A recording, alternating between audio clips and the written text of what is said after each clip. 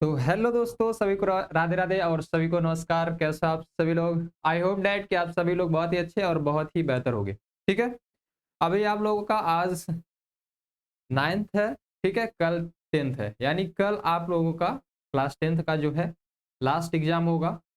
उसके बाद आप लोग डायरेक्टली आप लोग हमसे ज्वाइन हो जाइए और जल्दी से अपने क्लास को शुरू कर दीजिए, पॉलिटेक्निक प्रवेश परीक्षा को। ठीक है। इसमें आपका जो भी होगा, जो भी क्लासेस रन कर रही हैं, वो फ्री ऑफ कॉस्ट यूट्यूब पर रन करेंगी। ठीक है। और आपको केवल एक चार्ज देना पड़ेगा, वो भी पीडीएफ के लिए। कैसे आपको हमसे ज्वाइन होना है, कैसे नहीं ज्वाइन होना, ये सारी चीजें मैं आपको बताता हूँ। देखिए, सबसे पहले आप लोग डाउनलोड कर लीजिएगा, प्ले स्टोर पे आपको अवेलेबल है। ठीक है, सेमेस्टर पॉइंट करके उस एप्लीकेशन को जैसे आप डाउनलोड करते हो, उसमें इनरोल होते हो, आपको यहाँ पे एक सेक्शन दिखाई देगा पॉलिटेक्निक एंट्रेंस का। वहाँ पे जब आप विजिट करोगे तो ये आपको एक इंटरफेस खुलेगा कुछ इस तरीके का। यहाँ पे आप जाओगे तो आपको ओनली 199 रुपीज में ये बैच आपको मिलने वाला है। ठीक है। तो जल्दी से फटाफट सभी लोग इनरोल हो जाओ और क्लासेस आपकी शुरू हो चुकी हैं। तो आज मैं डिस्कस करने वाला हूँ चैप्टर नंबर 8 के बारे में। मतलब अभी तक अगर आपने ज्वाइन नहीं किया है तो आपने 7 चैप्टर को छोड़ दिया है। ठीक है। तो जितना लेट होगा वो आपके लिए दिक्कत होगा। तो भाई जल्दी से फटाफट सभी लोग अपने दोस्तों फ्रेंड्स को बता दो, क्लासेस रन हो गई हैं। एक बात तो मैं आपको बता दूं कि हमारा मेन मोटिव होता है कि आप सभी को एक गवर्नमेंट कॉलेज और एक अच्छा कॉलेज दिलाना। पिछली बार भी चैंपियन बैच से आपका चला था और इस बार भी चैंपियन बैच से ही चलेगा। ठीक है। तो जल्दी से फटाफट ज्वाइन हो जाए। और एक बात मैं आपको और बता दूं कि सभी लोग कमेंट बॉक्स में पिन किया गया व्हाट्सएप ग्रुप का लिंक है, वहां से जाकर के आप सभी लोग, ठीक है, व्हाट्सएप ग्रुप में फटाफट ज्वाइन हो जाएंगे, क्योंकि क्लास से मिलने वाला हर एक नोटिफिकेशन आपको वहीं पे मिलने वाला है। तो जल्दी से जाकर के आप लोग व्हाट्सएप ग्रुप को ज्वाइन कर लीजिएगा। ठीक है। चलिए विदाउट डिले हम लोग शुरू करते हैं अपने इस बेहतरीन से सेशन को।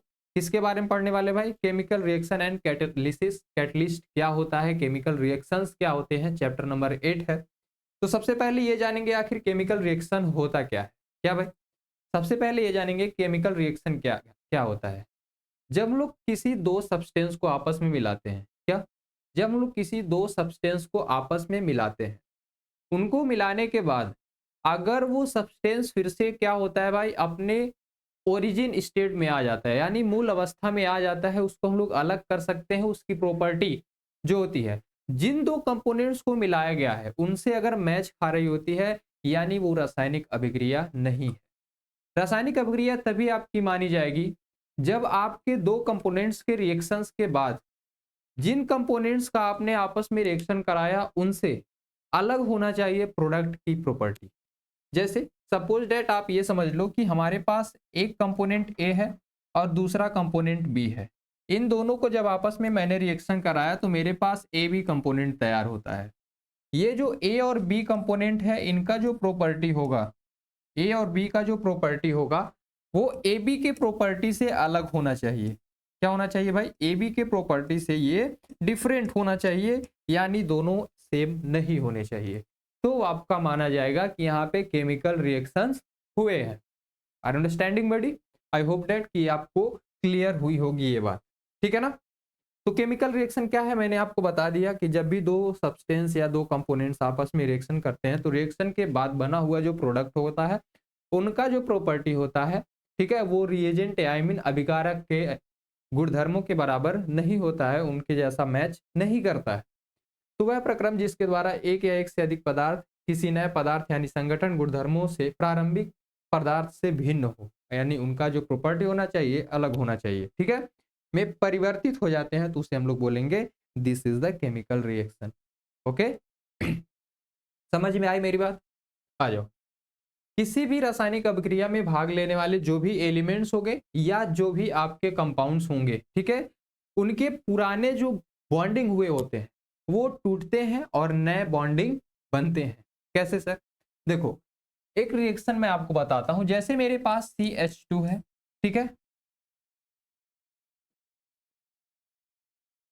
अच्छा, जैसे मेरे पास यहाँ पे CH2 है, डबल बॉन्ड CH2 है, ठीक है। अभी इसका रिएक्शन मैं करा देता हूं हाइड्रोजन से। जब मैं इसका रिएक्शन हाइड्रोजन से कराऊंगा तो हाइड्रोजन को इससे रिएक्शन करने के लिए, ठीक है, इसके बीच में जो बॉन्डिंग हुई है वो तोड़ना पड़ेगा। तो पुराने जो इसके बॉन्ड होते हैं केमिकल रिएक्शंस में भाग लेने वाले जो भी कंपाउंड्स होंगे, जो भी एलिमेंट्स होंगे, उनके जो पुराने बंध होते हैं, यानी जो उनके पुरानी बॉन्डिंग होती है वो टूटती है और किसी दूसरे एलिमेंट्स के साथ वो रिएक्शन करके जुड़ जाती है। ठीक है, तो देखो जब इससे रिएक्शन करवाएंगे हम लोग तो क्या बनता है, ये जो CH है, ठीक है, ये तो रहेगा, ये बॉन्ड एक टूटेगा, क्या होगा, एक बॉन्ड टूटेगा और इनके जो बॉन्ड टूटेंगे वो एक एक बॉन्ड फ्री हो जाएंगे। एक बॉन्ड यहाँ फ्री होगा, एक बॉन्ड यहाँ, और जब ये दो बॉन्ड फ्री होते हैं तो इन्हीं दो बॉन्ड के साथ हमारा हाइड्रोजन एक एक चला जाता है। यानी जो हमारी रिएक्शन के बाद प्रोडक्ट बनेगी वो कुछ इस तरीके की बनेगी। इसको लिखने का तरीका जो होगा वो हमारा CH3 सिंगल बॉन्ड CH3 लिख सकते हैं। ठीक है, CH3 जब हम लोग लिखेंगे तो इसमें आप लोग देखोगे तो दो आपके यहाँ पे कार्बन मिलेंगे। क्या मिलेंगे, कार्बन। दो कार्बन को क्या बोलते हैं भाई, एथ बोलते हैं। क्या बोलते हैं, एथ बोलते हैं। और एथेन में देखोगे तो सिंगल बॉन्ड है तो ये बन जाएगा आपका एथेन। क्या बन जाएगा, एथेन बन जाएगा, क्योंकि यहाँ पे आपको मिल रहा है सिंगल बॉन्ड। यहाँ पे अगर मैं आपको बात करूं तो यहाँ पे दो कार्बन है, एथ ही होगा। क्या होगा, एथ ही होगा, इसमें कोई दिक्कत नहीं है। लेकिन डबल बॉन्डिंग की वजह से जो इसमें आपका फार्मूला यूज होता है वो इन का होता है, तो इसको बोलेंगे हम लोग एथीन। क्या बोलेंगे, एथीन। तो क्या होता है कि अब देखो एथेन और एथीन की दोनों की प्रॉपर्टी एक दूसरे से मैच नहीं खा रही है। इन दोनों की प्रॉपर्टी क्या है, अलग। यहाँ पे एथीन था लेकिन जैसे हमने रिएक्शन करवाया एथेन बन गया। क्या बन गया, एथेन बन गया। तभी दोनों की प्रॉपर्टी क्या है भाई, अलग है। और इसके जो पुराने बॉन्डिंग होते हैं वो टूटते हैं, किसी नए एलिमेंट्स या कंपाउंड से रिएक्शन करके एक नया प्रोडक्ट तैयार करते हैं। ठीक है, ये बात आपको समझ में आ जानी चाहिए। चलो अभी हम लोग बात करते हैं किसके बारे में भाई, केमिकल रिएक्शंस के बारे में। इन्हें तोड़ने के लिए जो इनकी बॉन्डिंग होती है ना, उसको तोड़ने के लिए हमारे पास कुछ एनर्जी भी अवेलेबल होना चाहिए। कुछ एनर्जी देने की हमको नीड पड़ती है। वो एनर्जी क्या क्या हो सकती है, हमारे पास हीट एनर्जी हो सकती है, लाइट एनर्जी हो सकती है, या तो इलेक्ट्रिकल एनर्जी हो सकती है। इन तीनों में से किसी भी एनर्जी का यूज करके हम ओल्ड कंपाउंड के ओल्ड बॉन्डिंग को तोड़ सकते हैं। ठीक है ना, क्या कर सकते हैं भाई, तोड़ सकते हैं। तो बॉन्डिंग को तोड़ने के लिए भी हमारे पास कुछ एनर्जी होनी चाहिए, जो एनर्जी लगा करके हम बॉन्ड को तोड़ेंगे। ठीक है, आओ नेक्स्ट बात करते हैं भाई, रासायनिक अभिक्रियाओं के कुछ प्रकार हैं, उनके बारे में देखते हैं आखिर वो रिएक्शंस है क्या। ठीक है, सबसे पहले आता है आपका योगात्मक अभिक्रिया। क्या, योगात्मक अभिक्रिया, जिसको हम लोग एडिटिव रिएक्शन बोलते हैं। दूसरा आएगा हमारा सब्स्टिट्यूशनल रिएक्शन, जिसको हम लोग क्या बोलते हैं भाई, प्रतिस्थापन अभिक्रिया बोलते हैं। तीसरा आएगा डिसोसिएशन। चौथा आपका आएगा डीकम्पोजिशन। जो आपका डिसोसिएशन है और डीकम्पोजिशन है ये लगभग सेम है, इनमें थोड़ा सा डिफरेंट आ जाता है, वो भी अभी मैं पढ़ाते वक्त आपको बता दूंगा। नेक्स्ट आता है आपका भाई क्या, इंडोथर्मिक, और उसके बाद एक्जोथर्मिक आता है। ठीक है, इंडोथर्मिक और एक्जोथर्मिक यानी उष्माशोषी और उष्माक्षेपी अभिक्रिया। इतनी सारी हमको रिएक्शंस पढ़नी है। क्या पढ़नी है, ये सारे रिएक्शंस को हमको पढ़ना है। ठीक है, चलिए सबसे पहले बात करेंगे किसकी भाई, हम लोग सबसे पहले योगात्मक अभिक्रिया एडिटिव रिएक्शन की बात करेंगे। योगात्मक मतलब क्या भाई, ऐड होगा, सिंपल देख लो, तुमको भी समझ में आ रहा होगा। योगात्मक मतलब एडिशन होगा इसमें, यानी दो कंपोनेंट्स आपस में मिलकर के एक नया कंपोनेंट्स तैयार कर लेंगे, यानी जुड़ करके एक नया कंपोनेंट्स तैयार कर लेंगे। That is the additive reaction. वो हमारा क्या होगा, एडिटिव रिएक्शन होगा। जैसे हमारे पास क्या है भाई, यहाँ पे H2 है और क्या है भाई, यहाँ देखना, यहाँ पे ऑक्सीजन है। ये दोनों जैसे जुड़ेंगे यहाँ पे बनेगा H2O। क्या होगा, H2O होगा। तो ऑक्सीजन जुड़ा और क्या जुड़ा, हाइड्रोजन, दोनों मिलकर के क्या बनाया, H2O बनाया। क्या क्या बनाया भाई, H2O बनाया। ठीक है, अभी यहाँ पे आपका कार्बन है, क्या है, कार्बन है, प्लस क्या है, ऑक्सीजन है। अभी इन दोनों को जब हम लोग जोड़ेंगे तो क्या बनेगा हमारे पास, बनेगा CO2। क्या बनेगा, CO2 बनेगा। तो ये आपस में जुड़ करके क्या बना रहे हैं, एक नया प्रोडक्ट बना रहे हैं, जो कि कार्बन और ऑक्सीजन दोनों की प्रॉपर्टी से अलग होगा। किसका, कार्बन डाइऑक्साइड की। ठीक है ना, इनकी प्रॉपर्टी क्या होगी, अलग होगी। आ जाओ, प्रतिस्थापन अभिक्रिया। प्रतिस्थापन सब्स्टिट्यूशनल आप पढ़े होगे। ठीक है, प्रतिस्थापित जो भी 10th पढ़ के आएगा भाई उसको ये समझ में आने वाला है, क्योंकि ये जो प्रतिस्थापन अभिक्रिया ये 10th में है और भली भांति पढ़ाया जाता है। ठीक है, सब्स्टिट्यूशनल रिएक्शन में क्या होता है कि कोई एक ज्यादा रिएक्टिव कंपोनेंट होगा, कम रिएक्टिव कंपोनेंट्स को उसके मूलक से अलग कर देगा। ठीक है, एग्जांपल्स में मैं आपको बताऊं कि जैसे आपका कॉपर सल्फेट है, कॉपर सल्फेट जो होता है वो Fe से कम रिएक्टिव होता है। ऐसे बोलूं तो जो आपका कॉपर होता है वो Fe से थोड़ा कम ताकतवर होता है, मतलब उसका स्ट्रेंथ कम होता है। किसका भाई? कॉपर का जो स्ट्रेंथ होगा वो कम होता है, किससे? Fe से। तो यहाँ पे रिएक्शन में क्या होता है कि जो हमारा Fe है ये Cu यानी कॉपर को रिप्लेस करता है, कहाँ से? SO4 से। तो जब SO4 से रिप्लेस करेगा तो Fe जो होगा वो किसके साथ? सल्फेट के साथ चला जाएगा, तो बनेगा FeSO4 और कॉपर अपना अकेला बचेगा। तो जब कोई एलिमेंट्स, ऐसा एलिमेंट्स जिसकी रिएक्टिविटी ज्यादा हो, कम रिएक्टिव एलिमेंट्स को उसके मूलक से अलग करके, ठीक है, उसके साथ अपने चला जाए जो ज्यादा रिएक्टिव एलिमेंट्स है, उसको बोलेंगे हम लोग प्रतिस्थापन अभिक्रिया बोलेंगे। इसमें क्या होता है कि यौगिक के जो अणु होते हैं, एक परमाणु अथवा मूलक का स्थान कोई दूसरा परमाणु अथवा मूलक ले लेता है। जैसे यहाँ पे कॉपर का जो स्थान है वो कौन ले ले रहा है भाई? Fe ले ले रहा है। ऐसे यहाँ पे देखोगे तो यहाँ क्लोरीन है, ये जो क्लोरीन है यहाँ से हाइड्रोजन को निकाल के और यहाँ से एक क्लोरीन को निकाल करके HCl बना रहा है, और इसके साथ क्या हो रहा है? क्लोरीन जा रहा है। ठीक है ना, क्या जा रहा है? क्लोरीन जा रहा है। अभी ये बात आपको क्लियर हो गई होगी। आ जाओ नेक्स्ट, क्या है भाई? अपघटन अभिक्रिया। ये जो आपका डीकंपोजिशन है, डिसोसिएशन है, इन दोनों में लगभग समानता है, बस थोड़ा सा डिफरेंट आने वाला है, ध्यान दीजिएगा। जब एक बड़ा यौगिक दो या दो से अधिक छोटे यौगिकों अथवा अपने अवयवों में टूट जाता है, तो क्रिया जो होती है उसको अपघटन बोला जाएगा। क्या बोला? कि जब कोई यौगिक यानी कोई कंपाउंड, जब कोई बड़ा कंपाउंड छोटे छोटे यौगिकों में या अपने अवयवों में टूट जाता है, तो उसको बोलेंगे हम लोग अपघटन। जिसका अपघटन हो रहा हो, कोई आपका कंपाउंड हो, उसका हो रहा हो क्या भाई? अपघटन। मतलब वो छोटे छोटे अवयवों में या छोटे छोटे कंपाउंड्स में टूट रहा हो, तो उसको बोलेंगे अपघटन बोलेंगे। क्या बोलेंगे? अपघटन। When a large compound break into two और मोर स्मॉलर कंपाउंड, ठीक है, और it's component, the process is called the decomposition. अगर वो स्मॉलर कंपाउंड्स में टूट रहा है एक लार्ज कंपाउंड, ठीक है, क्या हो रहा है? एक लार्ज कंपाउंड दो या दो से अधिक या स्मॉलर कंपाउंड्स में टूट रहा है, तो उसको हम लोग बोलेंगे क्या भाई? डीकंपोजिशन बोलेंगे। जब यह क्रिया, ठीक है, जब यह क्रिया गर्म करने पर होती है तो उसमें अपघटन कहलाएगी। ठीक है, जब ये आपका अपघटन जो है गर्म करके किया जाए, यानी जो हमारा डीकंपोजिशन है इसको हीट दे करके कराया जाए, इसको बोलेंगे हम लोग हीटिंग। क्या बोलेंगे भाई? थर्मल कंपोजिशन बोलेंगे। क्या? थर्मल डीकंपोजिशन बोलेंगे, जब इसको हीट दे करके रिएक्शन कराया जा रहा हो। अगर वहीं पे इलेक्ट्रिक हम लोग दे देते हैं, तो इलेक्ट्रिक जब देंगे तो उसको बोलेंगे विद्युत अपघटन। मतलब क्या हो जाएगा भाई? इलेक्ट्रिकल डीकंपोजिशन हो जाएगा। क्या हो जाएगा? इलेक्ट्रिकल डीकंपोजिशन हो जाएगा। ये पीडीएफ आपको एप्लीकेशन पर मिल जाएगा, फटाक से जाकर के एप्लीकेशन पर ज्वाइन हो जाइएगा मेरे दोस्तों। और एक बार फिर से मैं बता दूं कि आप लोग जा करके, ठीक है, व्हाट्सएप ग्रुप हमारा लिंक पिन कर दिया गया है, ठीक है, वहां पे जाइएगा, कमेंट बॉक्स में लिंक पिन किया गया, व्हाट्सएप ग्रुप को ज्वाइन कीजिएगा। वहीं पे आपको इस क्लास से जुड़े हर एक नोटिफिकेशंस मिलने वाले हैं, तो जा करके फटाफट आप लोग व्हाट्सएप ग्रुप में ज्वाइन हो जाइएगा। ठीक है ना? चलिए, अगर हमने हीट दिया तो क्या बनेगा भाई हमारा?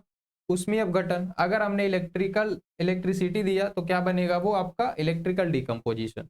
तो उष्मा देकर के अगर हमने इसको तोड़ा तो उसमें, और अगर हमने इलेक्ट्रिसिटी फ्लो करा के तोड़ा तो क्या हो जाएगा भाई? विद्युत अपघटन हो जाएगा। क्या हो जाएगा? विद्युत अपघटन। एक बात मैं आपको और बता दूं, ये जो आपको सिंबल दिख रहा है ना, इसको बोलते हैं रिवर्सिबल प्रोसेस। क्या बोलते हैं? Reversible process. मतलब ये बता रहा होता है कि जो आपका कंपोनेंट है या कंपाउंड है, ठीक है, अगर ये टूट करके ये दोनों बना रहा है, यानी कि ये फिर से उसी अवस्था में जा सकता है। इस चिन्ह का मतलब यही होता है। ठीक है, इसको बोलते हैं रिवर्सिबल प्रोसेस। मतलब जिससे वो मिलके बना या जिन दो कंपोनेंट्स में टूटा, उसी कंपोनेंट से फिर से वो अपनी ओरिजिन स्टेट में चला जाता है। क्या होगा? वो अपनी ओरिजिन स्टेट में कन्वर्ट हो जाएगा। ठीक है ना? आ जाओ, अभी नेक्स्ट क्या है? अभी आपका वियोजन अभिक्रिया है। मैंने आपको क्या बताया? जो आपको अपघटन मैंने बताया वो क्या था कि वो एक लार्ज कंपाउंड था जो स्मॉलर कंपाउंड में अलग हो रहा था, ठीक है, वो आपका क्या कहलाया, आपका डीकंपोजिशन कहलाया। अभी डिसोसिएशन क्या है, जब कोई यौगिक ताप दाब आदि में परिवर्तन करने पर जब कोई हमारा कंपाउंड हो और उस पर लगाया गया टेम्परेचर या जो उस पर प्रेशर दिया जा रहा है उसमें अगर हम लोग चेंजिंग लाते हैं तो वो दो या दो से अधिक पदार्थों में क्या हो जाएगा भाई, टूट जाएगा। और ये परिवर्तन का जो कारण है, परिवर्तन का कारण क्या है भाई, हम लोग उसको टेम्परेचर दे रहे हैं, क्या दे रहे हैं भाई, टेम्परेचर दे रहे हैं। दूसरा क्या दे रहे हैं भाई, उसको हम लोग कंप्रेशन दे रहे हैं, यानी उसको हम लोग क्या दे रहे हैं भाई, टेम्परेचर और कंप्रेशन मतलब ताप और दाब दे रहे हैं ना। तो इन दोनों को हटा लेने पे, जब तक ये दोनों हम लोग क्या किए हैं भाई, ताप और दाब दिए हैं, तब तक वो अपने दूसरी अवस्था में टूट जाएगा, छोटे छोटे या अधिक पदार्थों में टूटेगा।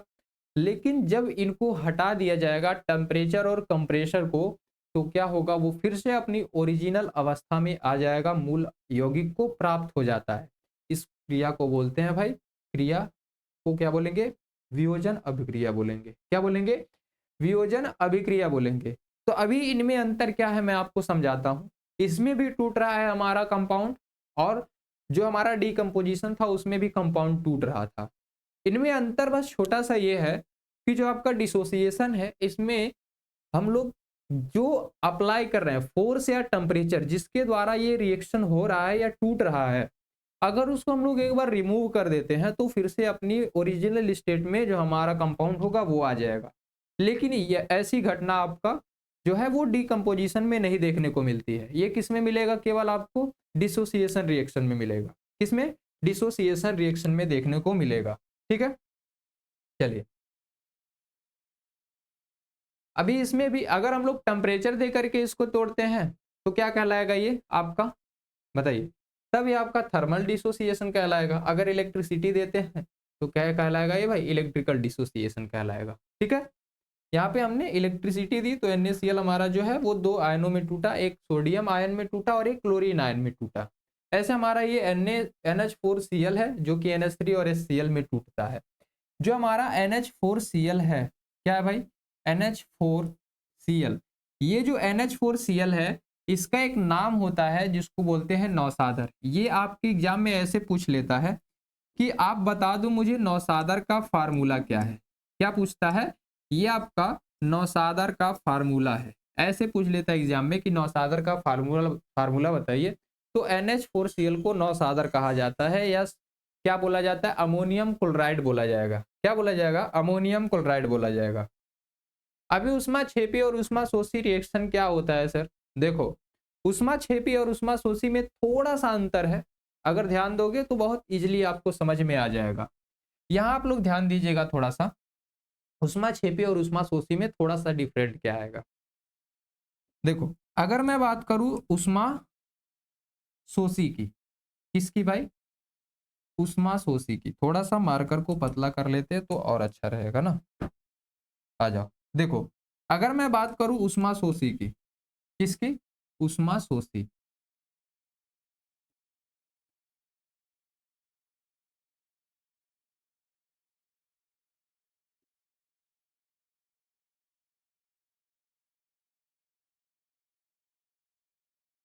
चलो अभी अगर मैं बात करता हूं किसकी भाई, ऊष्माशोषी की, तो ऊष्माशोषी में आपको एक चीज देखने को मिलेगा, क्या, यहाँ पे आपको थोड़ा सा वर्ड का हिंट लेना पड़ेगा। शोषी मतलब क्या होता है भाई, अगर हिंदी वाले हो तो ध्यान से सुनिए, सोखना, ये तो आपको पता होगा भाई।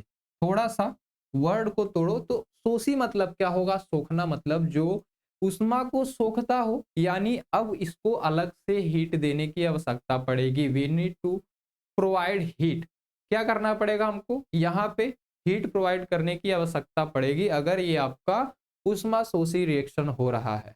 क्या हो रहा है, उष्माशोषी रिएक्शन हो रहा है। ठीक है, तो अगर ऐसा रिएक्शन हो जिसमें हमको अलग से उष्मा देने की आवश्यकता पड़ती है, नीड पड़ती है, उसको बोलेंगे उष्माशोषी, यानी कि वो उष्मा लेगा। क्या होगा, उष्मा लेगा। अभी उष्माक्षेपी जो हमारा होता है, क्या भाई, जो हमारा उष्माक्षेपी होगा, ठीक है, जो हमारा उष्माक्षेपी होगा, ये क्या होता है उष्माक्षेपी, ऊष्माक्षेपी जो हमारा होता है ये ऊष्मा देता है। क्या करता है? ऊष्मा देता है, यानी यहां से ऊष्मा क्या होगा? निकलेगा। ऊष्मा यहां से क्या होगा भाई? निकलेगा। आप लोग एक चीज देखे होगे, आप लोग एक चीज देखे होगे, यहां से ध्यान दीजिएगा, ठीक है।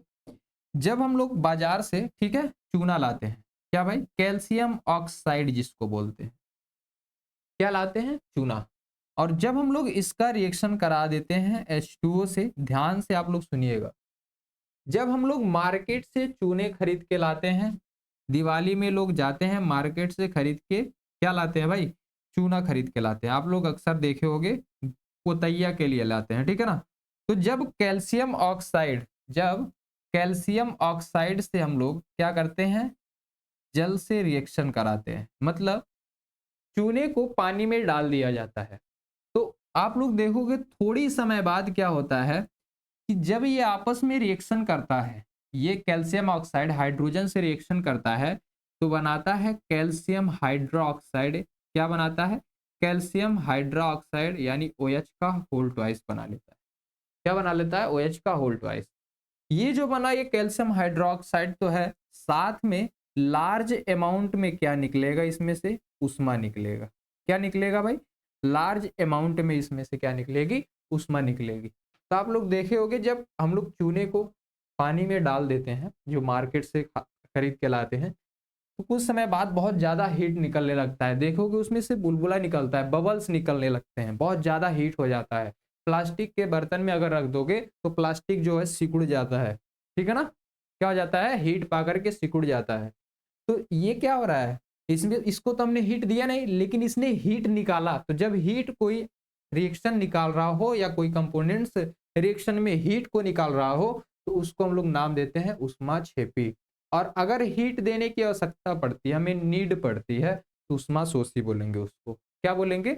ऊष्माशोषी बोलेंगे। It is clear body? बताओ, ये आपको क्लियर है? चलो अभी हम लोग इसको यहां से देख लेते हैं।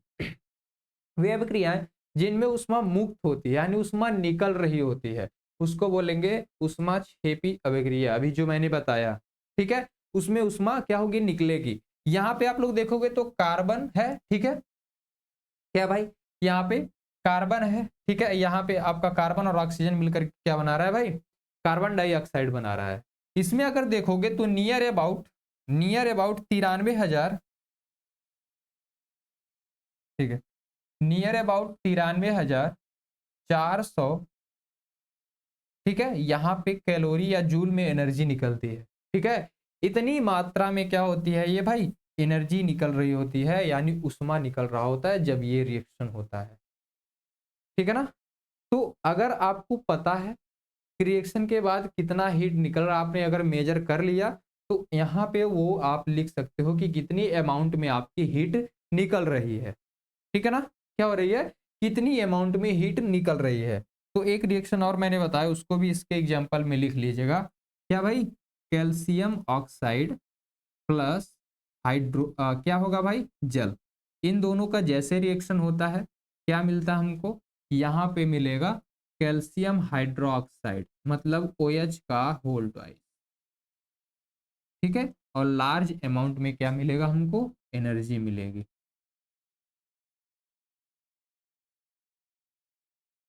ठीक है ना। क्या मिलेगी? लार्ज अमाउंट में एनर्जी मिलेगी। ये आप लोग ध्यान रखिएगा। यदि उष्मा की मात्रा आपको पता है, तो समीकरण में वह मात्रा आप लिख सकते हो। जैसा मैंने आपको बताया कि हीट की जगह पे आप लिख सकते हो कि इतने अमाउंट में आपका क्या निकला है? उष्मा निकला है, अगर आप कैलकुलेट कर पा रहे हो तो, ठीक है। चलो,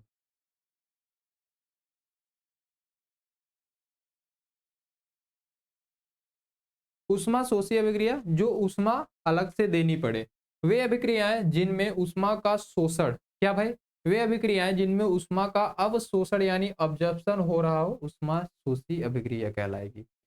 जैसे N2 है और क्या है? O2 है, ठीक है। क्या है? N2 है और क्या है भाई? O2 है।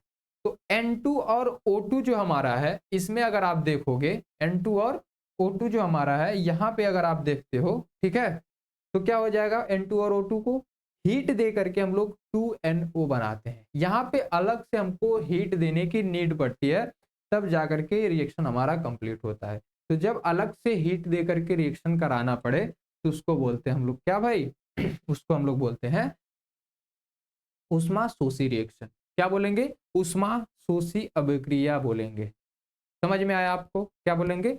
ऊष्माशोषी अभिक्रिया बोलेंगे। ठीक है, ये बात आपको समझ में आ जानी चाहिए। चलिए, उत्क्रमणीय तथा अनउत्क्रमणीय अभिक्रिया यानी reversible irreversible reaction. Reversible irreversible reaction, इसमें क्या होता है भाई? रिवर्सिबल और इरिवर्सिबल रिएक्शन में ध्यान से सुनिएगा, ठीक है।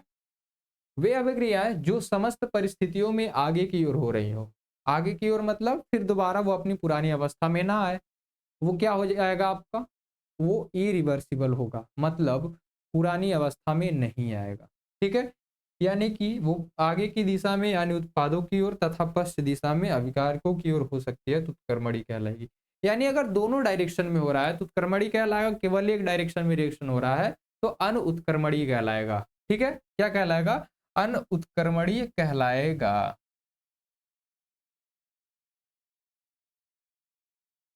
ठीक है, जैसे आप देखोगे तो H2O है तो H2O क्या होगा हमारा? यहाँ पे आप लोग देखना, यहाँ पे जैसे हमारे पास H2O है, क्या भाई? H2O है।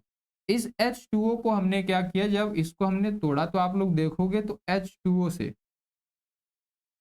क्या बनेगा हमारा? H2O से बनेगा H प्लस आयन। ठीक है, क्या बनेगा? H plus ion plus OH का आयन। अब OH का जो आयन होगा वो माइनस के साथ होगा और इसका जो आयन होगा वो प्लस के साथ। यानी कि अभी H2O से ये इसमें टूटा है, फिर से दोबारा ये इसी से मिलकर के H2O भी बना लेगा। क्या करेगा? H2O भी बना लेगा। इसको बोलेंगे हम लोग क्या भाई? इसको बोलते हैं उत्क्रमणीय। यानी फिर से दोबारा वो रिएक्शन आपस में ओरिजिन अवस्था में आ सकता है। यानी कि जल से अगर हमने उसको आयनों में तोड़ दिया तो फिर से वो मिलकर के जल बना लेगा। ठीक है, क्या होगा? जल बना लेगा। जैसे यहाँ पे हमारा नाइट्रोजन हाइड्रोजन है मिलकर के अमोनिया बनाता है, इसी तरीके से कि ये जो आपका नाइट्रोजन हाइड्रोजन है ये फिर से टूट करके नाइट्रोजन और हाइड्रोजन में टूट जाएगा। क्या हो जाएगा? अलग हो जाएगा। तो इसको बोलेंगे उत्क्रमणीय रिएक्शन और इस चिन्ह को ऐसे प्रदर्शित करते हैं। अभी अनउत्क्रमणीय रिएक्शन क्या है? अनउत्क्रमणीय रिएक्शन क्या है? देखिए, अनउत्क्रमणीय रिएक्शन यानी इरिवर्सिबल प्रोसेस जो केवल उत्पादों की दिशा में हो रहा हो, मतलब केवल एक बार प्रोडक्ट बनेगा फिर से दोबारा उससे रिएजेंट नहीं बन सकता है, वो आपका अनउत्क्रमणीय कहलाएगा। क्या कहलाएगा? अनउत्क्रमणीय कहलाएगा। वे अभिक्रियाएं जो केवल अग्र दिशा में हो रही हो, ठीक है, those reaction which occurs only in the forward direction toward product. किसकी तरफ होनी चाहिए? प्रोडक्ट की तरफ होनी चाहिए। आर कॉल्ड, क्या हो जाएगा? Irreversible reaction. उसको बोलेंगे हम लोग क्या भाई? अनउत्क्रमणीय रिएक्शन बोलेंगे। अभी ये बात आपको क्लियर हुई? जैसे अभी कार्बन और ऑक्सीजन से मिलकर के कार्बन डाइऑक्साइड बनता है, इसको बनने के बाद फिर से कार्बन डाइऑक्साइड से कार्बन और ऑक्सीजन में ये नहीं टूटेगा। ये क्या कहलाएगा? आपका अनउत्क्रमणीय कहलाएगा। क्या कहलाएगा? अनउत्क्रमणीय कहलाएगा। अभी ये बात आपको क्लियर हो जानी चाहिए। जैसे यहाँ देखोगे तो आपका Zn है, जिंक प्लस हाइड्रोक्लोरिक अम्ल है। जब हम लोग जिंक और हाइड्रोक्लोरिक अम्ल का आपस में रिएक्शन कराते हैं तो बनता है जिंक क्लोराइड, साथ में हाइड्रोजन गैस बनती है। क्या बनती है? साथ में हाइड्रोजन गैस बनती है। तो जब साथ में ये हाइड्रोजन गैस बनेगा तो इसको हम लोग तीर का निशान ऐसे ऊपर की तरफ दिखाते हैं। इसका मतलब क्या होता है बेटा? कि ये आप किसको किसको प्रेजेंस कर रहे हो? गैस को बता रहे हो कि ये जो एलिमेंट्स हमारा ये गैसियस स्टेट में है। किस में है? गैसियस स्टेट में है। ठीक है, अगर वो अवक्षेप है, सॉलिड स्टेट में आता है तो तीर जो हमारा एरो का डायरेक्शन होता है उसको डाउनवर्ड कर देते हैं। क्या करते हैं? डाउनवर्ड कर देते हैं।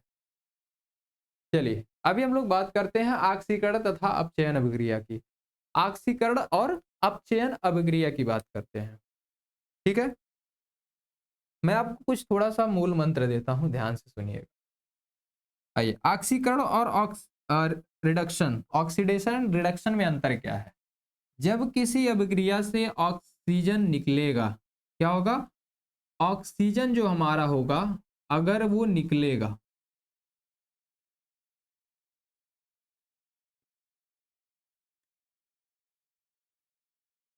ठीक है, क्या होगा, ऑक्सीजन निकलेगा, ऑक्सीजन का निकलना, ऑक्सीजन का निकलना, ठीक है, क्या कहलाएगा ऑक्सीजन का निकलना हमारा,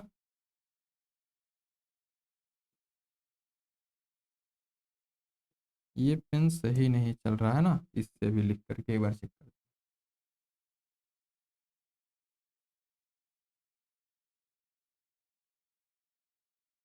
चलो,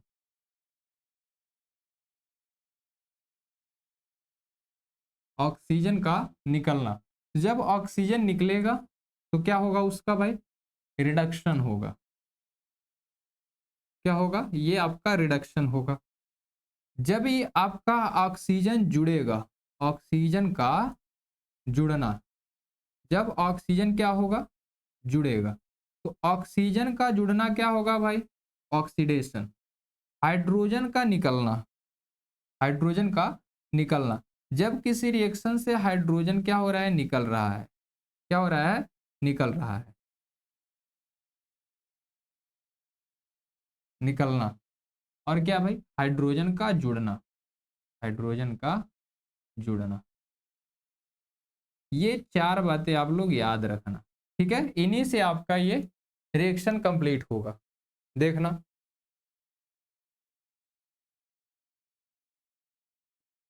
यहाँ पे जब ऑक्सीजन कहीं से निकलेगा किसी रिएक्शन से, ऑक्सीजन का निकलना बोलेंगे रिडक्शन हो रहा है, क्या हो रहा है भाई, रिडक्शन, ठीक है, और अगर ऑक्सीजन जुड़ रहा है तो उसको बोलेंगे कि ऑक्सीडेशन हो रहा है, क्या हो रहा है भाई, ऑक्सीडेशन हो रहा है, अगर हाइड्रोजन निकला तो बोलेंगे कि ऑक्सीडेशन हो रहा है,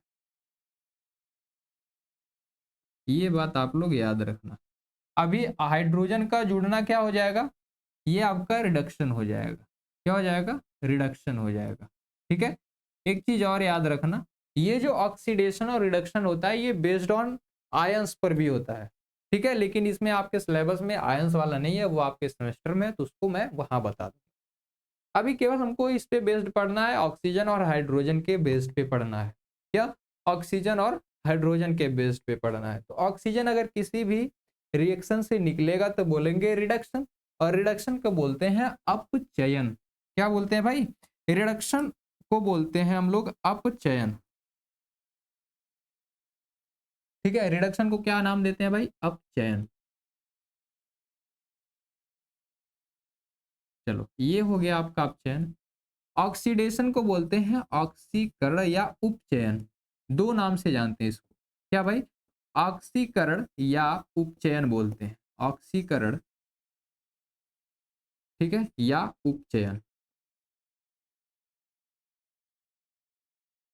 आप लोग याद रखना, उसी तरीके से फिर ऑक्सीडेशन है तो फिर से आपको वही बोलना है, ऑक्सीडेशन या उपचयन बोलेंगे, ठीक है, यहाँ पे क्या हो जाएगा, अपचयन हो जाएगा, चलो, ठीक है, तो आपको ये बातें याद रखनी है, इसी पे आपका सारा ये बेस्ड है, तो वे अभिक्रियाएं जिनमें ऑक्सीजन तथा किसी अधातु व ऋणात्मक मूलक का संयोग होता हो, ठीक है, अथवा हाइड्रोजन या किसी धातु का ह्रास होता हो, देखो हाइड्रोजन या किसी धातु का, हाँ एक चीज और देख लो कि अगर कोई रिएक्शन हो रहा है, ठीक है, जैसे मान लेते हैं हमारे पास, यहाँ पे हमारे पास NaCl है, क्या है, NaCl है, अभी यहां से अगर Cl निकलता है और बचता क्या है, Na, और Cl कहीं जा करके हाइड्रोक्लोरिक अम्ल के साथ रिएक्शन कर लेता है हाइड्रोजन के साथ, तो क्या होगा, यहां से क्लोरीन निकलना भी आपका ऑक्सीडेशन कहलाएगा, क्या कहलाएगा, ऑक्सीडेशन कहलाएगा, यानी किसी रिएक्शन से अगर कोई मूलक निकल रहा है तो उसको भी बोलेंगे हम लोग क्या भाई, ऑक्सीडेशन, ठीक, तो वे अभिक्रियाएं जिनमें ऑक्सीजन या किसी अधातु या ऋणात्मक मूलक का संयोग हो रहा हो, ठीक है, या तो हाइड्रोजन निकल रहा है या और कोई धातु उसमें से निकल रही हो, तो वो आपका ऑक्सीकरण यानी उपचयन अभिक्रिया कहलाएगा। ठीक है, जैसे यहाँ पे 2 mgO 2 mg प्लस O है, यहाँ देखोगे तो मैग्नीशियम में ऑक्सीजन का क्या हो रहा है भाई, ये सहयोग हो रहा है। मैग्नीशियम में क्या हो रहा है, ऑक्सीजन का सहयोग हो रहा है। इसको बोलेंगे हम लोग क्या भाई, ये आपका ऑक्सीडेशन रिएक्शन है। क्या है, ऑक्सीडेशन रिएक्शन।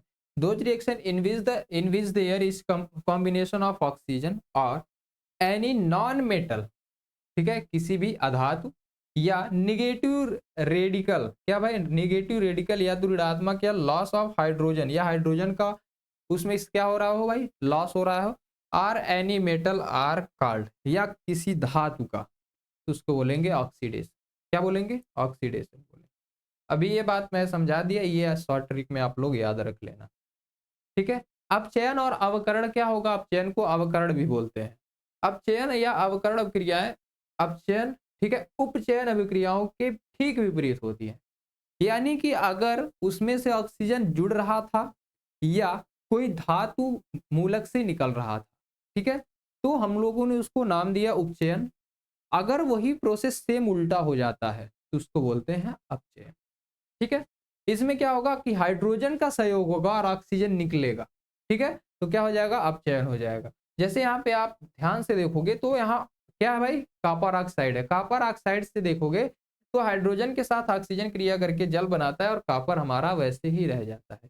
तो हाइड्रोजन में अभी ऑक्सीजन जुड़ा, ठीक है, तो क्या हो जाएगा भाई, हाइड्रोजन में ऑक्सीजन जुड़ा ना, तो ऑक्सीजन में ऐसे बोलो हाइड्रोजन जुड़ गया, तो क्या हो गया भाई, अपचयन हो गया। ऐसे ही बोल सकते हैं कि कॉपर मूलक से हमारा ये जो ऑक्सीजन है ये निकल रहा है, तो अगर कोई अधातु या धातु निकलता है तो भी हमारा क्या हो जाता है भाई, अपचयन हो जाता है। आ जाओ, ये तो मैंने आपको बता दिया भाई ट्रिक कि ऑक्सीडेशन में ऑक्सीजन का जुड़ना या हाइड्रोजन का निकलना, और रिडक्शन में ऑक्सीजन का निकलना या हाइड्रोजन का जुड़ना। ठीक है, ये आप ध्यान दो। आ जाओ, ऑक्सीडेशन नंबर क्या होता है, ऑक्सीकरण संख्या क्या होता है, ऑक्सीडेशन नंबर क्या होता है या ऑक्सीकरण संख्या क्या होता है, पहले इसको देखते हैं फिर मैं बताता हूँ।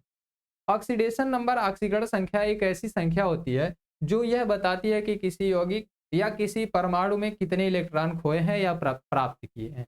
जब मैं आपको पढ़ा रहा था इसके जस्ट एटॉमिक स्ट्रक्चर में मैं शायद आपको बताया था, जैसे हमारे पास क्या है भाई, कोई भी एलिमेंट्स ले लेते हैं, हमारे पास मान लेते हैं सोडियम है, सोडियम का परमाणु क्रमांक 11 होता है। क्या होता है, 11 होता है। अभी जब हम लोग क्या करते हैं, इसके इलेक्ट्रॉनों को फिलअप करते हैं, तो पहले में आता है 2, दूसरे में आता है 8, 10 इलेक्ट्रॉन इसने फिल किया, एक इलेक्ट्रॉन इसके आउटर मोस्ट शेल में। इसके लिए एक बात मैंने बताया था कि जब 4 या 4 से कम होगा तो वो इलेक्ट्रॉनों को त्यागेगा, और 4 या 4 से अधिक है तो इलेक्ट्रॉनों को लेगा। अभी इसके पास क्या है, 4 से कम है तो इलेक्ट्रॉन त्यागेगा। तो जितने इलेक्ट्रॉनों को ये त्यागेगा या जितने इलेक्ट्रॉनों को कोई एलिमेंट्स लेगा तो उस पर बनते हैं चार्जेज, और वही हमारे क्या कहलाते हैं, ऑक्सीडेशन कहलाते हैं। क्या कहलाते हैं, ऑक्सीडेशन कहलाते हैं।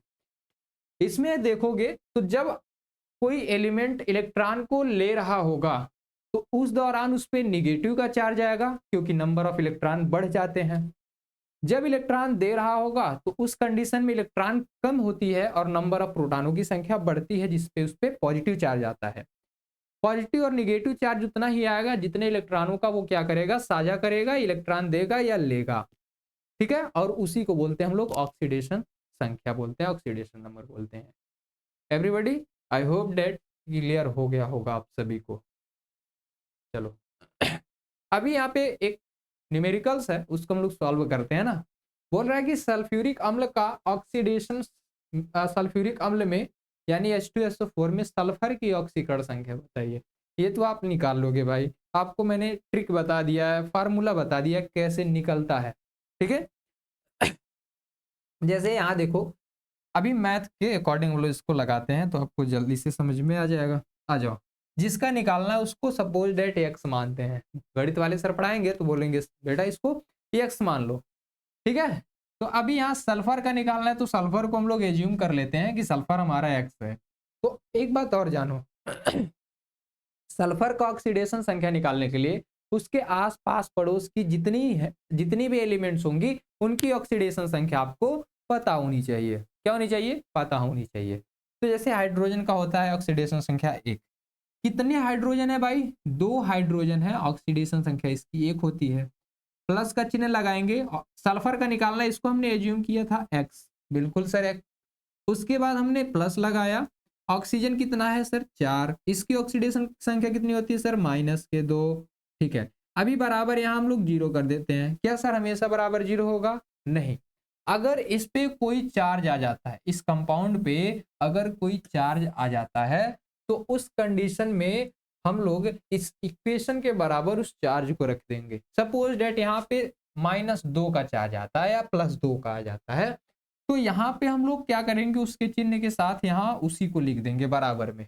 अगर नहीं है तो 0 लिखेंगे, ठीक है। ये बात आप लोग समझ लेना। अब इसको सॉल्व करते हैं। यहाँ पे 2 मिलेगा, प्लस का x मिलेगा, प्लस अभी यहाँ प्लस लगाना जरूरी है क्या सर? नहीं, क्योंकि यहाँ पे देखोगे तो -2 के साथ 4 का गुणा होगा तो माइनस का 8 बनेगा, इक्वल टू 0 होगा। अभी इसको सॉल्व करोगे तो तुम्हारे पास कितना निकल के आएगा? 6।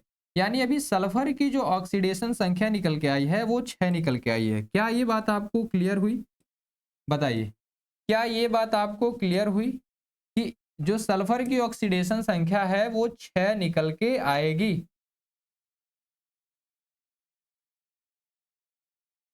ठीक है ना। तो अभी आपको ऑक्सीडेशन संख्या निकालने आ गया होगा। आ जाओ, अभी हम लोग बात करते हैं उत्प्रेरक। अभी जितने भी केमिकल रिएक्शंस थे उनको पढ़ लिया, अभी यहां से शुरू होता है उत्प्रेरक यानी कैटलिस्ट। कैटलिस्ट का थोड़ा सा ओवरव्यू देता हूं आप सभी को, ठीक है।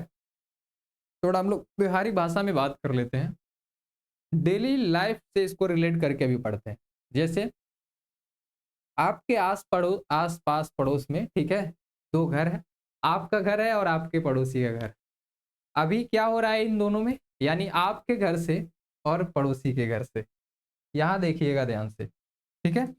आपका घर है, ये मान लेते हैं जो ए है ये आपका घर है, ठीक है, और ये जो बी है ये पड़ोसी का घर है, ठीक है। ये क्या है? आप हैं, ठीक है। ये कौन है भाई? ये पड़ोसी यानी नेबर है आपका, ठीक है। अभी आप दोनों में झगड़े हो रहे हैं। क्या हो रहा है भाई? आप दोनों में झगड़े हो रहे हैं, ठीक है। क्या हो रहा है भाई? यहाँ पे झगड़ा हो रहा है, ये इतना जान लो। अभी तो झगड़े हो रहे हैं बात बात से। क्या हो रहा है? बात बात से। लेकिन आपके बारे में और आपके पड़ोसी के बारे में कोई एक तीसरा व्यक्ति होगा जो जानता होगा। तो वो जो तीसरा व्यक्ति है, सपोज डेट वो सी है। अब ये सी क्या कहता है? आपकी बातों को इससे कहता है और इसकी बातों को आपसे कह देता है। मतलब कि वो तुमको मारने के लिए कह रहा था और फिर तुमसे जाके कहेगा कि वो तुमको मारने के लिए कह रहा था। तो अभी आप दोनों लोग तो बातों से बात कर रहे थे, झगड़े हो रहे थे। अभी आप किससे बात करोगे? हाथों और लातों से। तो क्या हो रहा है कि सी जो है यहाँ पे क्या काम कर रहा है? आपकी ये जो झगड़े की दर है यानी रेट ऑफ क्वेरल, उसको इंक्रीज कर रहा है। क्या कर रहा है? उसको भी इंक्रीज कर रहा है, यानी झगड़ा भी बातचीत से चल रहा था तो अभी हाथ और लात से चलेगा। तो इसने क्या किया? इसने इस झगड़े के दर को बढ़ाया और बढ़ा करके कहां तक पहुंचा दिया? समझ गए होगे। तो इसने क्या किया? इस रेट को बढ़ाया, झगड़े के दर को बढ़ाया, लेकिन इसमें पार्टिसिपेट नहीं किया भाई। बढ़ाया तो, लेकिन इस झगड़े में पार्टिसिपेट नहीं किया। That is the catalyst. क्या बोलेंगे? इसी को हम लोग नाम देते हैं कैटलिस्ट। अभी समझ में आया? समझ में आया? यानी कि अभिक्रिया को दर को बढ़ा देगा मगर अभिक्रिया में भाग नहीं लेगा, वो हमारा क्या होता है? कैटलिस्ट होता है। क्या होता है? कैटलिस्ट होता है, ठीक है। तो अभी आपको कैटलिस्ट अच्छे से समझ में आ गया होगा कि क्या होता है। देखो, वे पदार्थ जिनकी उपस्थिति में रासायनिक अभिक्रियाओं की गति यानी रेट ऑफ रिएक्शन इंक्रीज हो जाती है, परिवर्तित हो जाती है, उसको बोलेंगे उत्प्रेरक। क्या नाम देंगे भाई? उत्प्रेरक नाम देंगे। ये रासायनिक अभिक्रिया में भाग तो नहीं लेते हैं और ना ही अभिक्रिया के अंत में इनके द्रव्यमान व रासायनिक संगठन में परिवर्तन होता है। यानी पूरा झगड़ा खत्म हो जाएगा फिर भी उनके ऊपर कोई इफेक्ट ना पड़ने वाला है। समझ में आया कि? चलो, तो ये बात मैंने आपको समझाया कि रेट ऑफ रिएक्शन को इंक्रीज कर देता है कैटलिस्ट, ठीक है। उत्प्रेरक की उपस्थिति में होने वाली जितनी भी अभिक्रियाएं होंगी उनको बोलेंगे उत्प्रेरण अभिक्रिया। क्या बोलेंगे? उत्प्रेरण अभिक्रिया, यानी कि क्या बोलेंगे उसको? कैटलिसिस रिएक्शन बोलेंगे। ठीक है, कुछ कैटलिस्ट है, जैसे आपके पास Fe है, ये भी एक कैटलिस्ट ही है। क्या है? Fe है, ये भी एक आपका कैटलिस्ट है। मैग्नीज डाइऑक्साइड है, ये भी आपका एक कैटलिस्ट है। निकिल है, ये भी आपका एक कैटलिस्ट है। मॉलिब्डेनम आता है, ये भी कैटलिस्ट है, लेकिन कैटलिस्ट बोले तो क्या, ये कैटलिस्ट के रिएक्शन की दर को बढ़ाता है, मतलब कैटलिस्ट की एनर्जी को बढ़ाएगा और घटाएगा। ठीक है, तो अभी ये क्या है? आपके कैटलिस्ट है, इनका अलग अलग यूज है, कैसे यूज होता है, सारी चीजों को बात करने वाले हैं। ठीक है, तो कैटलिस्ट का मतलब आपको अच्छी समझ में आया होगा। अभी कैटलिस्ट जो होता है वो देयर आर टू टाइप्स, एक समांगी होगा, एक विषमांगी होगा। होमोजीनियस कैटलिस्ट होगा और हेट्रोजीनियस कैटलिस्ट होगा। होमोजीनियस कैटलिस्ट में क्या होता है कि जब अभिकारक और उत्प्रेरक की भौतिक अवस्थाएं सेम हो, यानी समान होनी चाहिए, जो हमारा रिएजेंट है और जो हमारा उत्प्रेरक यानी कैटलिस्ट है, इन दोनों की भौतिक अवस्थाएं फिजिकल स्टेट सेम होने चाहिए, तो उसको बोलेंगे समांगी। क्या बोलेंगे भाई? होमोजीनियस कैटलिस्ट बोलेंगे। क्या बोलेंगे? Homogeneous catalyst. जैसे यहाँ पे SO2 का ऑक्सीकरण होना, SO2 का ऑक्सीकरण होना मतलब SO2 में ऑक्सीजन भी जुड़ रहा है। ठीक है, तो सल्फर डाइऑक्साइड को ऑक्सीजन के साथ सल्फर ट्राइऑक्साइड में बदलने की अभिक्रिया में नाइट्रिक ऑक्साइड जो होता है वो कैटलिस्ट का काम करता है। क्या करता है? कैटलिस्ट का काम करता है। तो जब SO2 से, यहां देखना, ठीक है, जब SO2 से, ठीक है, SO3 बन रहा होता है, क्या बन रहा था? SO3, वहां पे जो आपका ये नाइट्रोजन ऑक्साइड है, ये क्या कर रहा होता है? नाइट्रिक ऑक्साइड है, ये कैटलिस्ट का काम कर रहा होता है। क्या कर रहा होता है? कैटलिस्ट का काम कर रहा होता है। और इनकी फिजिकल स्टेट जो होती है वो सेम होती है। यहाँ सभी पदार्थ क्या है? गैस है।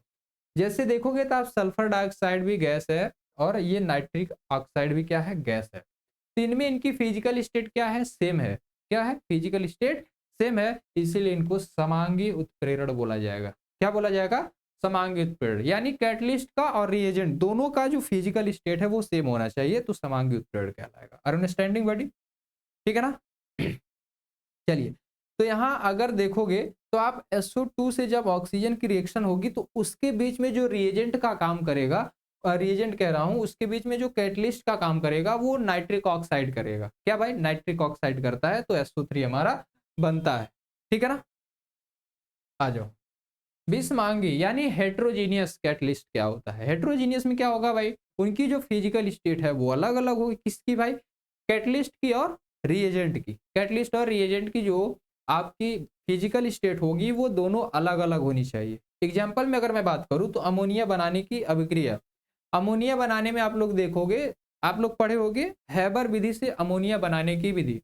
ये क्या होता है? ये आपको इंटर में देखने को मिलेगा, अमोनिया बनाने की विधि। हालांकि इसको प्रैक्टिकल में भी कुछ पूछा जाता है, क्लास 12 में जो भी बच्चे होंगे वो लोग जान रहे होंगे। ठीक है, तो अमोनिया बनाने के अभिक्रिया में, इसकी विधि में जो हमारा कैटलिस्ट यूज होता है वो और जो हमारा रिएजेंट यूज होता है, उनकी जो फिजिकल स्टेट होती है वो अलग अलग होती हैं। क्या होती हैं? उनकी जो फिजिकल स्टेट होती है वो अलग अलग होती है। तो नाइट्रोजन और हाइड्रोजन गैस मिल करके अमोनिया गैस बनाते हैं, तो दोनों गैस गैस होकर के गैस ही बनाते हैं। ठीक है, और इस अभिक्रिया में अगर मैं बात करूं तो आयरन जो है यानी Fe जो है ये कैटलिस्ट का काम करता है। क्या करता है? कैटलिस्ट का काम करता है। और यहाँ रिएक्टेंट गैस अवस्था में है और कैटलिस्ट हमारा ठोस अवस्था में, यानी जो Fe होता है इसका एक सॉलिड चूड़ होता है। ठीक है, इसके चूड़ का यूज करते हैं, इसलिए यहाँ विषमांग उत्प्रेरण होगा। क्या होगा? विषमांग उत्प्रेरण होगा। जैसे आप देखोगे N2+H2 है, तो क्या बनेगा? 2NH3 बनेगा, और 2NH3 हमारा अमोनिया होता है। और इसमें अगर देखोगे, देखो यहां ध्यान से देखो, N2+3H2 है। ठीक है, यहां से बनेगा 2NH3 बनेगा। क्या बनेगा? 2NH3 बनेगा। इस 2NH3 में बनने में ये जो Fe है हमारा, ठीक है, यहां बनेगा 2NH3। इसके बनने में योगदान किसका आता है भाई? किसका किसका योगदान आएगा? यहाँ पे आता है एक मॉलिब्डेनम होता है, इसको MO और Fe बोलते हैं। Fe जो है ये कैटलिस्ट का काम करेगा इन दोनों के लिए। यहाँ पे 500 डिग्री सेल्सियस जो है ये हमारा टेम्परेचर होता है और 200 एटीएम, कितना 200 एटीएम जो होता है ये हमारा प्रेशर होता है। इतने दाब और इतने टेम्परेचर पर क्या होता है, हमारा अमोनिया बन रहा होता है। ठीक है, अब यहाँ देखोगे तो मॉलिब्डेनम जो है, ठीक है, ये रिएक्शन की प्रोसेस होती है। मॉलिब्डेनम जो होता है वो Fe की ताकत यानी इसके स्ट्रेंथ को बढ़ाने का काम करता है। इनको क्या करेगा ये Fe जो है, इनको ताकत देगा, इनकी रिएक्टिविटी को बढ़ाएगा, तो इसकी रिएक्टिविटी थोड़ी घटेगी, तो इसको एनर्जी देने के लिए मॉलिब्डेनम का यूज करते हैं। तो मॉलिब्डेनम क्या करेगा, Fe के एनर्जी को बढ़ाएगा और Fe क्या करेगा, इनके रेट ऑफ रिएक्शन को बढ़ा देगा। ठीक है, क्या होगा, बढ़ा देगा। ये टोटल रिएक्शन होता है उसका। उत्प्रेरक के कुछ टाइप्स होते हैं। उत्प्रेरक के क्या होते हैं, कुछ टाइप्स होते हैं। जैसे धनात्मक उत्प्रेरक है। धनात्मक उत्प्रेरक क्या होता है, ये रासायनिक अभिक्रिया की गति को बढ़ाएगा, क्या करेगा, उसकी गति को इंक्रीज करेगा। लेकिन अगर वही हमारा जो कैटलिस्ट है वो अभिक्रिया यानी रेट ऑफ रिएक्शन को डिक्रीज कर देता है, तो हमारा क्या कहलाएगा, ऋणात्मक उत्प्रेरक कहलाएगा। क्या कहलाएगा, ऋणात्मक उत्प्रेरक कहलाएगा। ये बात आपको समझ में आनी चाहिए। जैसे यहाँ पे आप देखोगे KClO3 है, यहाँ पे क्या है, KClO3 है, यहाँ पे मैग्नीज डाइऑक्साइड है। ये क्या करता है, रेट ऑफ रिएक्शन को बढ़ा करके क्या करता है, KCl यानी पोटेशियम क्लोराइड में और ऑक्सीजन में तोड़ देता है। तो रेट ऑफ रिएक्शन को इंक्रीज कर रहा है, जिसको बोलेंगे धनात्मक उत्प्रेरक बोलेंगे। क्या बोलेंगे, पॉजिटिव कैटलिस्ट बोलेंगे। ठीक है ना, पॉजिटिव कैटलिस्ट बोलेंगे। यहाँ आप लोग देख सकते हो ये आपका रिएक्शन है, ठीक है, जो अभी मैंने बताया अमोनिया बनाने की विधि। आ जाओ, ऋणात्मक उत्प्रेरक क्या होता है सर, ठीक है, तो जो क्या करेगा, रासायनिक अभिक्रिया की गति को कम करेगा यानी धीमा कर देगा, रेट ऑफ रिएक्शन को डिक्रीज कर देता है, उसको इनहेबिएटर भी कहा जाता है। मंदक क्या बोलते हैं, इनहेबिएटर भी बोलते हैं, इसको मंदक बोलते हैं। ये निगेटिव कैटलिस्ट होता है। क्या होता है, निगेटिव कैटलिस्ट होता है। ये हमारा H2O2 है, जिसको हम लोग हाइड्रोजन पराक्साइड बोलते हैं। क्या बोलते हैं, हाइड्रोजन पराक्साइड बोलते हैं। ठीक है,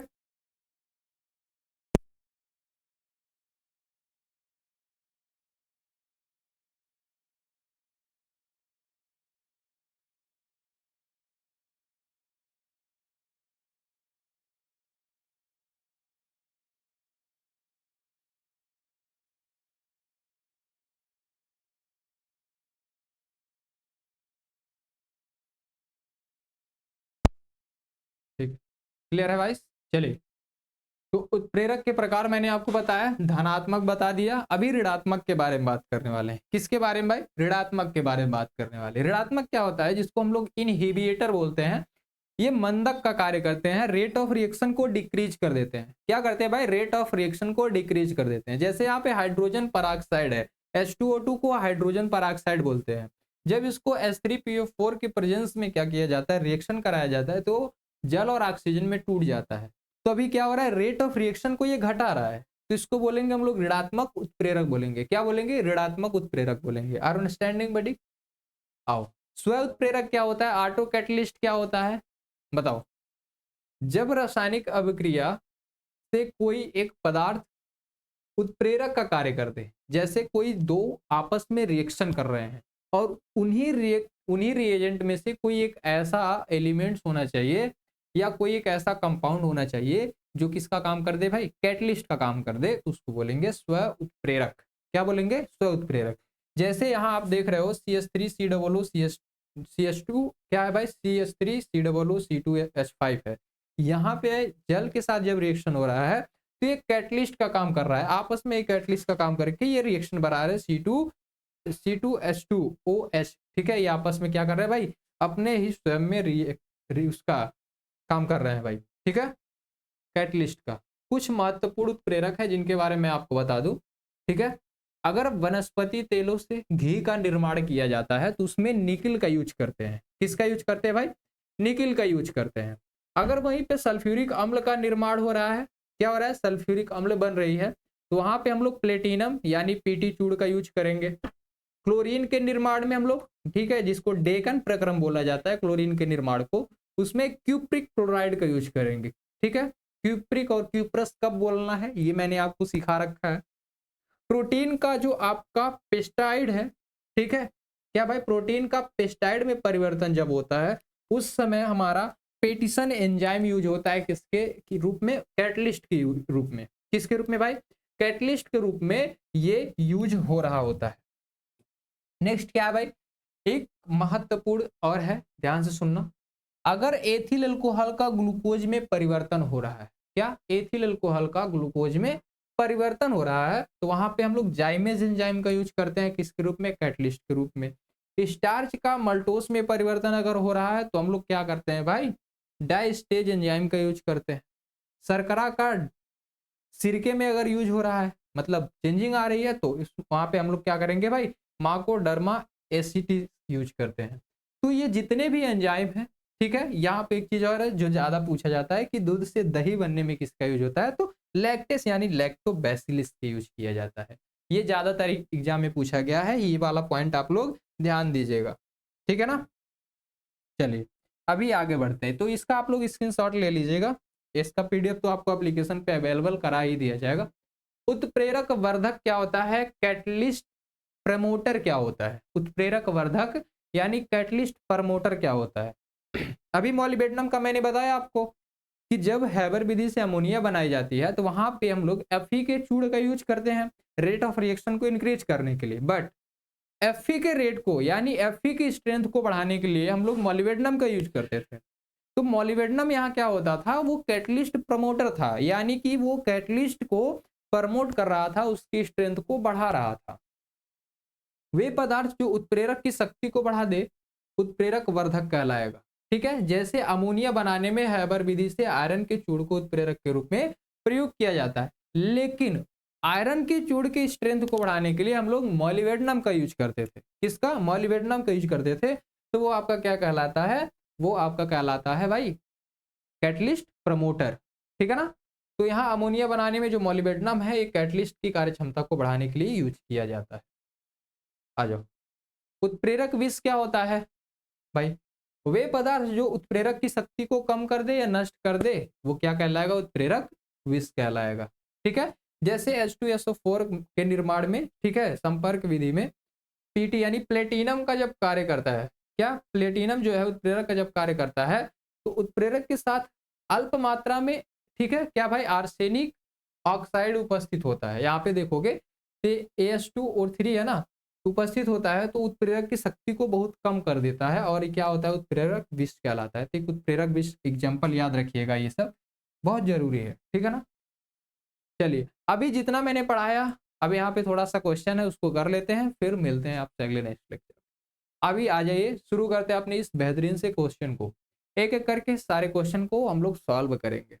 सबसे पहले बात करते हैं कि जिस अभिक्रिया में कोई यौगिक गर्म किए जाने पर दो अधिक भागों में टूट जाता है वो क्या कहलाएगा, बताइए। टूटेगा किसमें भाई, विस्थापन अभिक्रिया में, योगशील आयनिक नहीं। एक चीज ध्यान देना, यहाँ पे लिखा हुआ है गर्म, क्या भाई गर्म, गर्म करके अगर तोड़ा जा रहा है तो उसको मैंने बताया था वो उसमें भी योजन होगा। अगर उसको इलेक्ट्रिसिटी दी जा रही है तो इलेक्ट्रिकल डिसोसिएशन होगा, तभी गर्म होकर के टूट रहा है। तो इस कंडीशन में क्या बोलेंगे चेला, बताओ, इस कंडीशन में इसको क्या बोलेंगे, उष्मीय वियोजन बोलेंगे। क्या बोलेंगे, उष्मीय वियोजन बोलेंगे, ठीक है। चलो अभी नेक्स्ट बात करते हैं, बोलेंगे इसको उष्मीय वियोजन। नेक्स्ट क्या है, देखो नाइट्रोजन एवं हाइड्रोजन से अमोनिया बन रहा है, क्या बन रहा है, नाइट्रोजन और हाइड्रोजन से अमोनिया बन रहा है। यहाँ पे आपका नाइट्रोजन है, यहाँ पे क्या है आपका नाइट्रोजन है,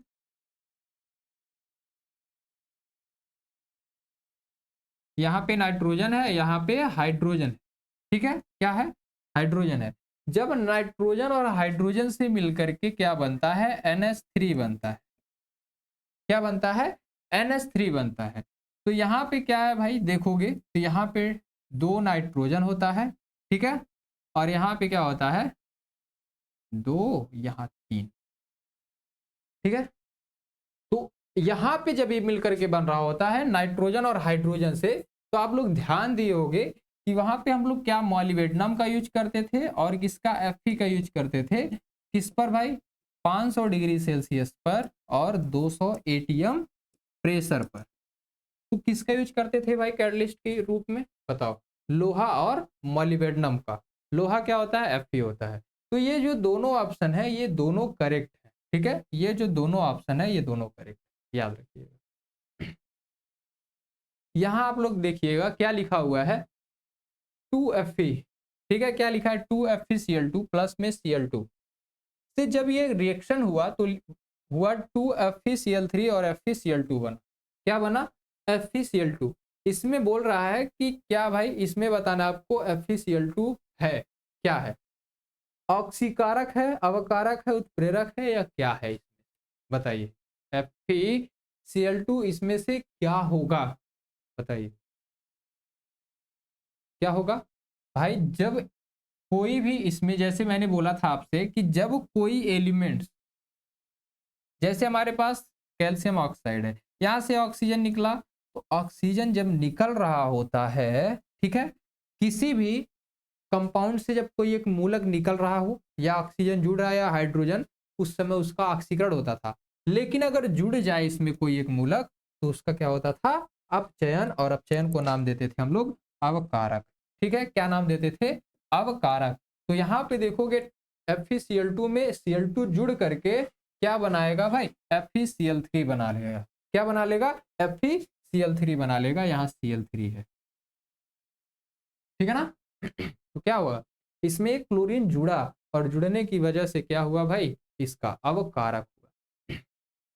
आ जाओ, CuSO4 में Fe जो है वो रिएक्शन करके Cu को डिस्प्लेस कर रहा है, तो क्या होगा, डिस्प्लेसमेंट रिएक्शन होगा, तो प्रतिस्थापन हो जाएगा, क्या हो जाएगा भाई, ये प्रतिस्थापन हो जाएगा, ठीक है ना। ये कौन सा कहलाएगा भाई, प्रतिस्थापन रिएक्शन कहलाएगा। ये बात आप समझ में आ गई हो। जब क्यूप्रिक सल्फेट के विलयन में लोहे का टुकड़ा डाला जाता है, क्या भाई, जब क्यूप्रिक सल्फेट, इसको बोलते हैं क्यूप्रिक सल्फेट, इसके विलयन में जब लोहे का टुकड़ा डाला जाता है, तो कह रहा है कि आयरन कॉपर को हटाकर फेरस सल्फेट बनाता है, यानी कि FeSO4 बनाता है, ठीक है, यानी कॉपर बचेगा। तो इसको बोलते हैं डिस्प्लेसमेंट रिएक्शन, यानी प्रतिस्थापन अभिक्रिया, यानी सब्स्टिट्यूशनल रिएक्शन बोलेंगे। अभी यहाँ पे क्या है भाई, समीकरण में SO2 प्लस 2H2S है, यानी हाइड्रो, क्या है भाई, हाइड्रोजन सल्फाइड है और सल्फर डाइऑक्साइड है। ये दोनों आपस में जब रिएक्शन कर रहे हैं तो एक चीज इसमें आपको देखने को मिलेगा, क्या भाई, अच्छा, ऑक्सीकरण संख्या पूछा है क्या, किस पदार्थ का ऑक्सीकरण हो रहा है, किस पदार्थ का ऑक्सीकरण हो रहा है, ये हमसे पूछा है, बताइए किसका ऑक्सीकरण हो रहा है। देखना, यहाँ ऑक्सीजन है, यहाँ भी यहाँ सल्फर है, यहाँ भी सल्फर है, यहाँ भी सल्फर है। अंतर क्या है कि यहाँ हाइड्रोजन है, इसके साथ यहाँ पे ऑक्सीजन है, क्या है, यहाँ पे ऑक्सीजन है।